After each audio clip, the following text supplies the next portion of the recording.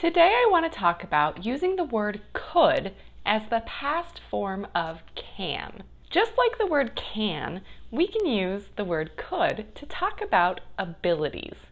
But when we use could, we're talking about abilities in the past. Let's look at some examples. First, we'll look at an example of could, talking about the past. Our example is, my great-grandparents could send letters, but they couldn't send text messages.